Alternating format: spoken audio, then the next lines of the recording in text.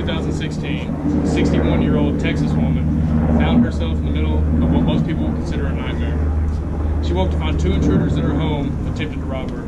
She immediately retrieved her firearm and began firing at the intruders. She injured one, but shortly thereafter she ran out of ammunition. Before she had a chance to reload or get another weapon, the intruders began attacking and brutally beating her.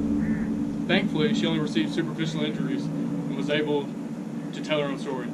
Muscle memory is a very important part of carrying a weapon, and today I'd like to show you a couple things that you can practice to better develop your muscle memory in order to potentially save your life one day. I'm going to show you how to effectively draw from a holster, whether it's concealed or open carry, and how to efficiently reload a handgun. Because most shootouts occur within a relatively close distance, it's very important to be fast on the draw. However, being fast isn't always best. It's a combination of being effective and accurate that matters the most. The first thing you want to do when you go to draw is get a firm grip on the pistol. You take the soft part of your hand between your thumb and your index finger and plant it firm and high on the grip of the pistol. Also, if you have retention on your holster, you need to practice disengaging that retention. Once I get my grip and I have my retention, I draw. Here's where I see most of the mistakes occur. People have a tendency to want to fish, which is come over and then point back at the target, and they have a tendency to want to bowl, which is extend at the bottom and raise to the target. The best way to do this is, as soon as you go to draw, keep your arm in tight and rotate up. At this point, you're ready to engage the target if you need to. Simply punch out and extend.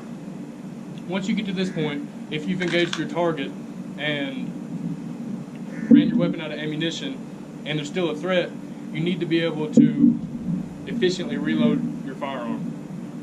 The first thing that's going to happen if a firearm goes empty on ammo, if it's semi-automatic, the slide's going to lock to the rear like so.